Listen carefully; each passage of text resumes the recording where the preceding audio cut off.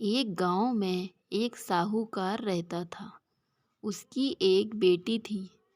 उसका नाम राधिका था।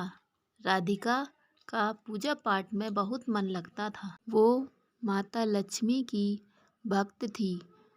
वो रोज सुबह उठकर घर पर पूजा करती और माता लक्ष्मी का दिन रात गुणगान करती।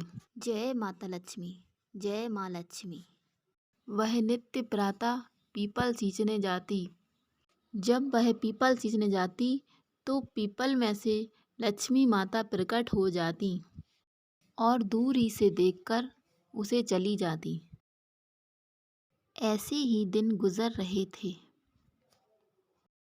एक दिन जब साहूकार की बेटी पीपल सींचने गई तो माता लक्ष्मी फिर प्रकट हुई और साहूकार की बेटी से बोली, क्या तुम मेरी सखी बनोगी?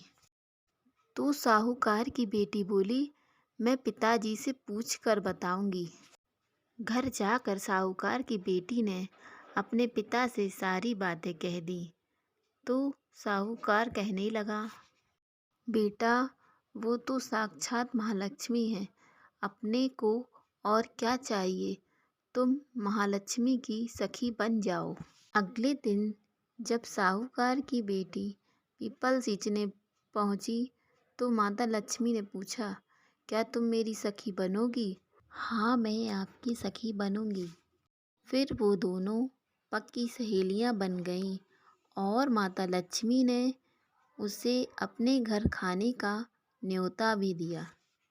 फिर लड़की ने अपने पिता से कहा, पिताजी, आज माता लक्ष्मी ने मुझे अपने घर खाना खाने का न्योता दिया है। और अगले दिन साहूकार की लड़की माता लक्ष्मी के साथ उनके घर भोजन करने गई। माता लक्ष्मी ने अपनी सखी का बहुत स्वागत किया और 56 भोग खिलाए और ढेर सारा धन और ओढ़नी, सोने की चौकी देकर उसे विदा किया।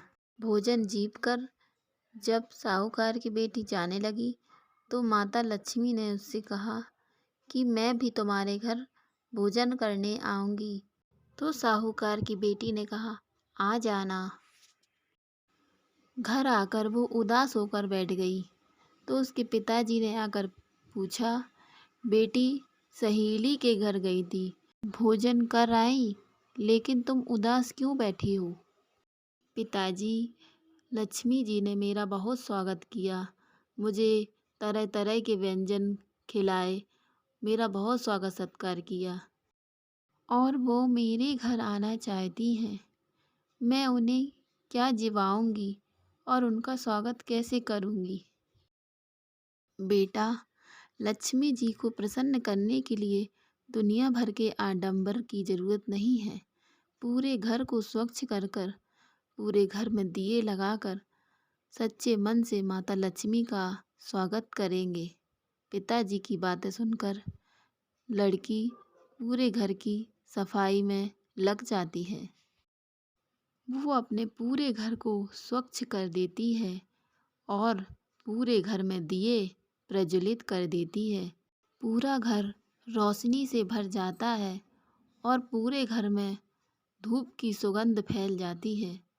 फिर माता लक्ष्मी गणेश जी के साथ अपनी सखी के घर आती हैं। वो उनका स्वागत करती हैं।